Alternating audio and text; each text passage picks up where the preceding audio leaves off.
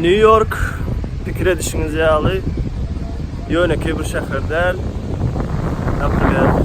Mesela Los Angeles ýaly ýa-da Moskwa ýaly ýöneki bir şäher däl, yani megapolis däl. Bu şäher yani bütün dünýäň döwletleriniň birleşen ýeri diýip bolýar. Naprimер diýeli şeýle bir eksperiment boldy.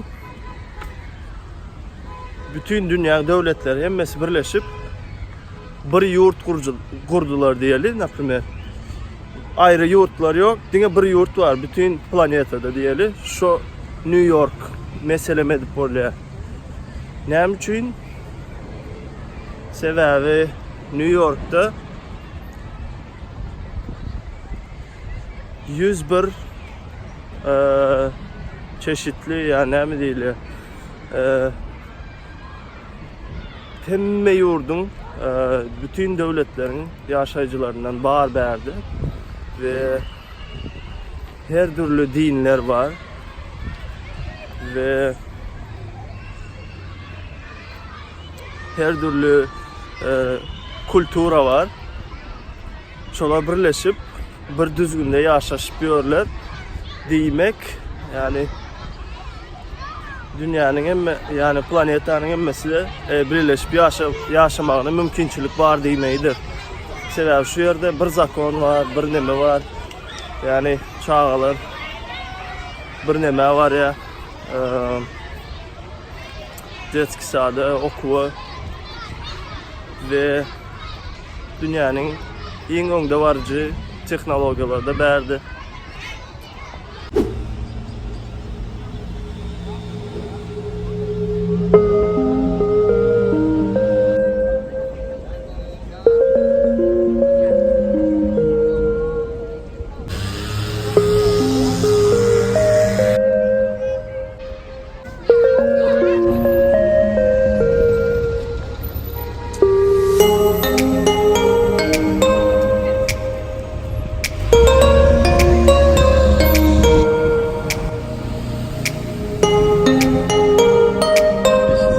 У каждого дома есть дерево. Как говорится, построить дом.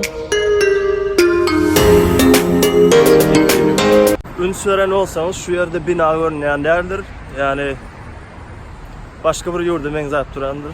Sebäbi şu wagt Prospect Park, yani parkın içinden var yani. Yani şu iki tarafım park, bu taraf zoopark, bu tarafta park var. Yani şu parkın içinden var yani çaýly näldeyim bir 5 mikrorayon birleşen ýaly. Gatuly. Aňaryk bärik где-то 5 saat gerekdi yani. Şuň hem ýerine aýlanmak üçin.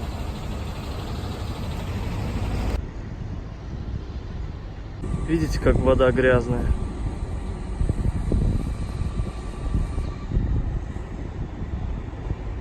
Не бойся тут искупаться. Выйдите с третьим глазом.